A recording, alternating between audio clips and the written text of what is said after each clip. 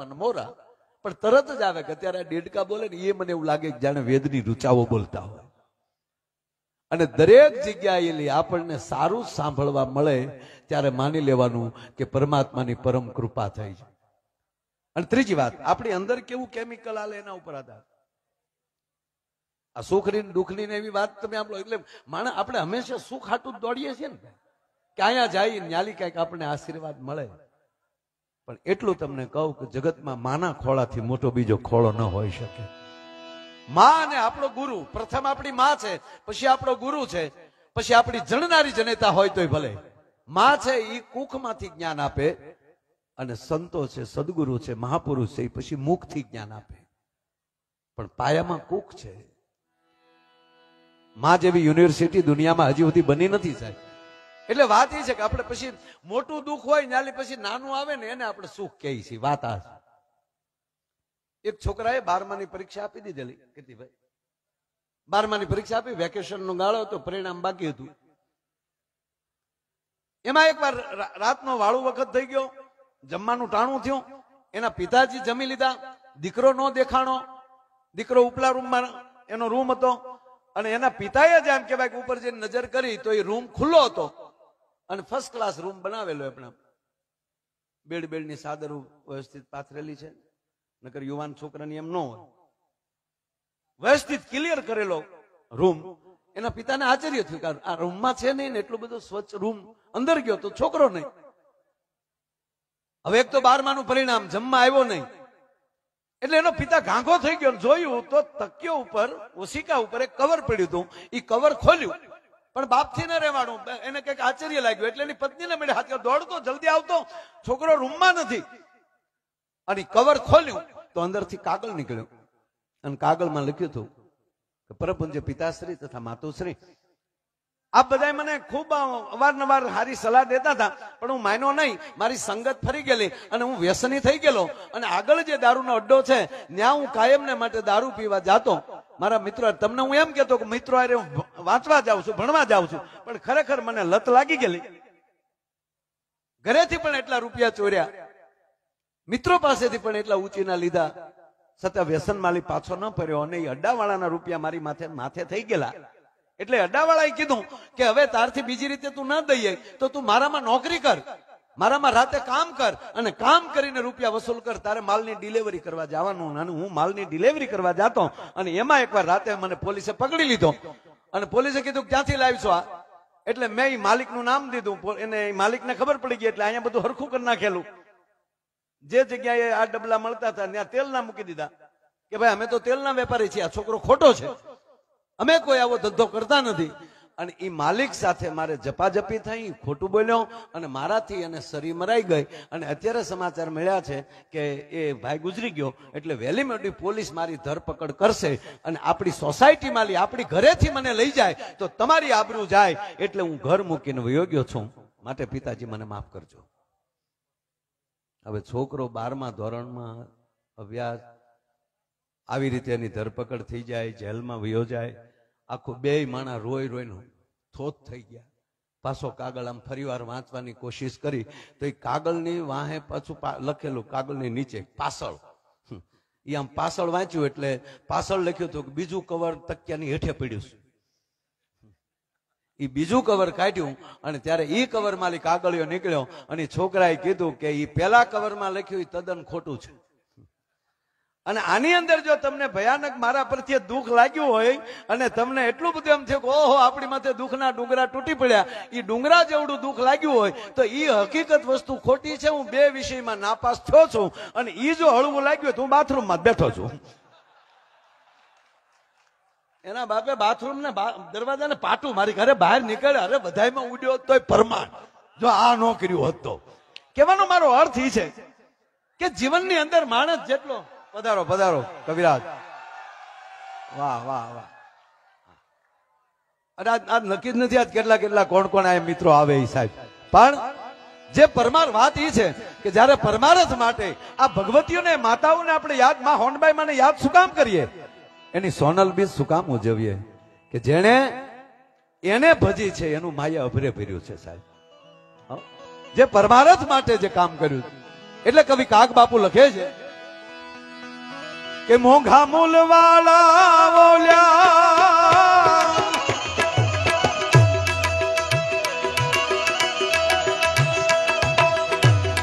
રત્નો રૂપાળા રે મોંઘા મૂલ વાળા બોલ્યા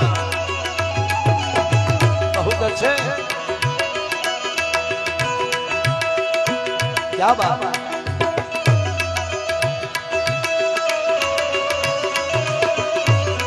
પધારો પધારો આપા પધારો આપણા સ્નેહી એવા રાજભા ગઢવીના પિતાશ્રી આ અમારે આવો બીજો કેવો હરખ હોય સાહેબ ઈ જો આજ અહીંયા ઘોડ અમારી ઉપર કરતા હોય આ અમારા ધક્કા વસૂલ વાલા જેહો જેહો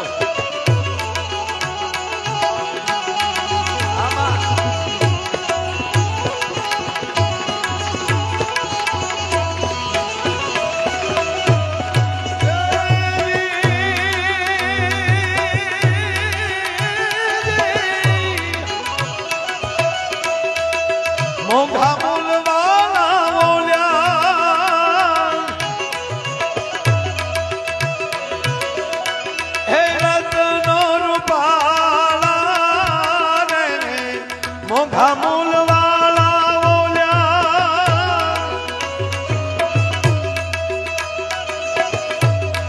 રત્નો રૂપાળા રે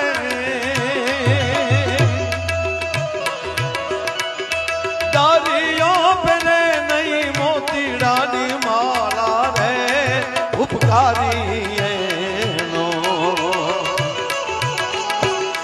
આત્મો રે રે વેદી અરે ઉપકારી એનો આત્મો રે રે વેદી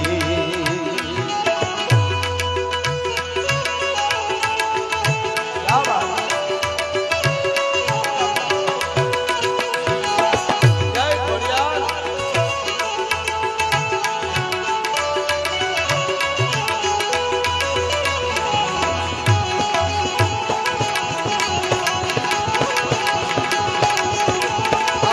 બાપુ આવો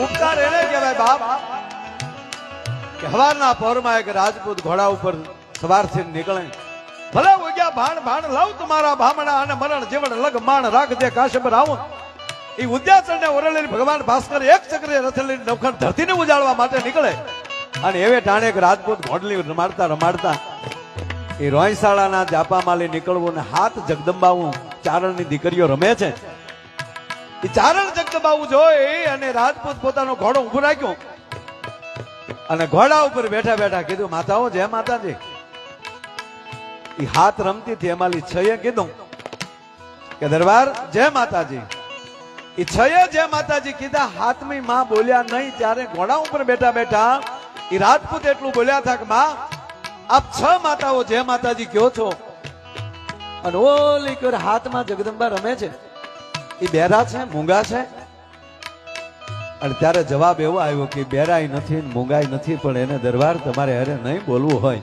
એ નહીં બોલવું હોય શબ્દ જયારે સાંભળ્યો ત્યારે ઘોડાનું પલાણ છાંડી પોતાની પાઘડીને પેસનો આટો કાઢી ડોકમાં ગાળ્યો આમ કહેવાય પાઘડીનો આટો નાખી અને લાકડી પડે દરબાર પગમાં પડી ગઈ હાથમી જગદંબામાં માં ત્રાહીમામ શરણાગત છું માં મને માફ કરજે અને તેથી હાથમી જગદંબા બીજી કોઈ નહોતી માં ખોડિયાર હતા અને એને કીધું ખમા બાપ જય માતાજી કેમ કરાય ને બાલા એ ઘોડા ઉપર બેઠા બેઠા જય માતાજી નો કહેવાય બાપ માં મને માફ કરજો અને ત્યારે સાહેબ લાકડી પડે એ પગમાં પડ્યું તો બીજું કોઈ નહોતું અને હાથમી જગદંબા બીજા કોઈ નહોતા એમાં ખોડિયાર હતા ને એટલું કીધું હતું કે લે આતા ભાઈ આ દી ઉગે ને દી હાથમે ત્યાં સુધીમાં જો 18 હે પાદરના તોરણ બંધુ તો માનજે કે માં ખોડિયારે બંધવા એ રાજપૂત બીજું કોઈ નહોતું આતાભાઈ ઠાકોર હતા કહેવાનો અર્થ આ જગતના હિત માટે જગદંબાઓ નીકળી જાય દરિયો ફેરેની મોતીડાની માળા ઉપકારી એનો આત્મો અને બીજું કાગબાપુ લખે કોણ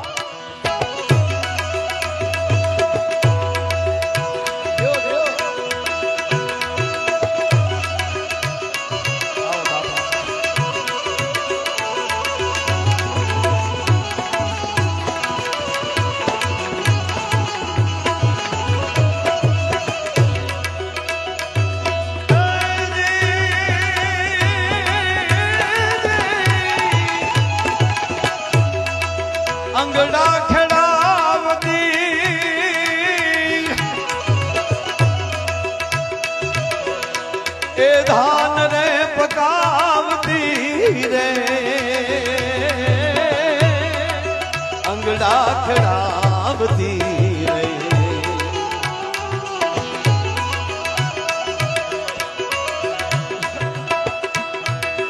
અંગડા ખેડાવતી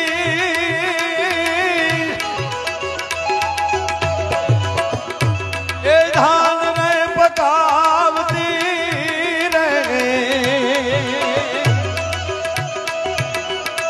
એ ધારતી પોતે રે હે પોતાનું અન્ન નથી ખાતી રે ઉપકારી એનો આત્મા રે રેજી અરે ઉપકારી એનો આત્મા રે રેજી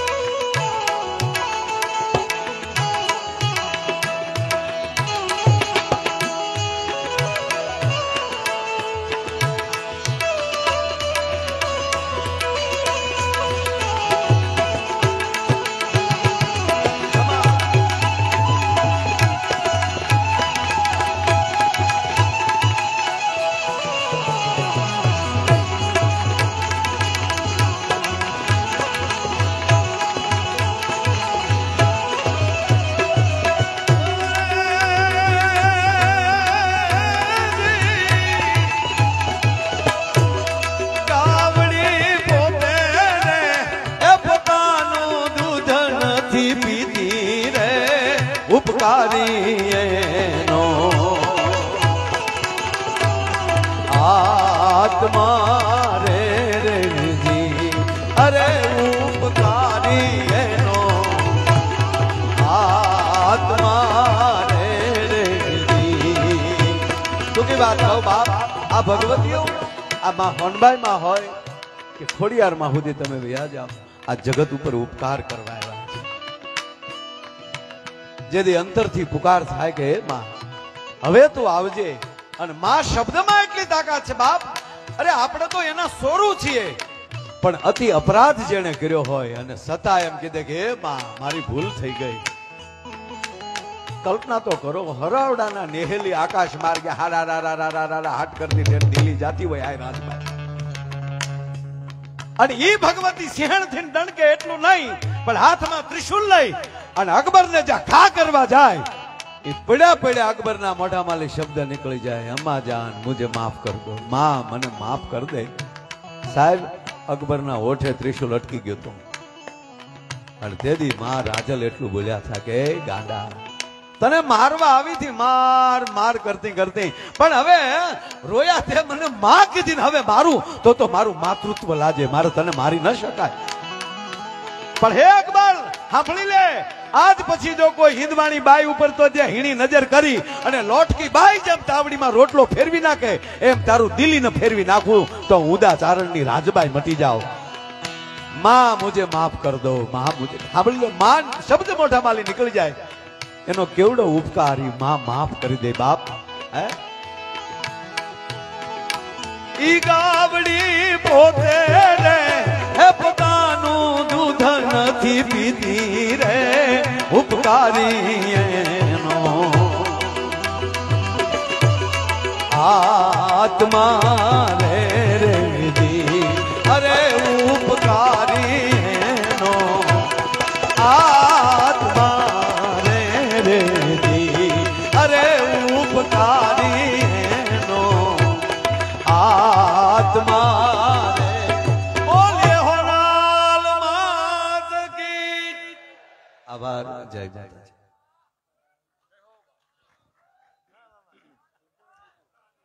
વાહ માયાભાઈ આહિર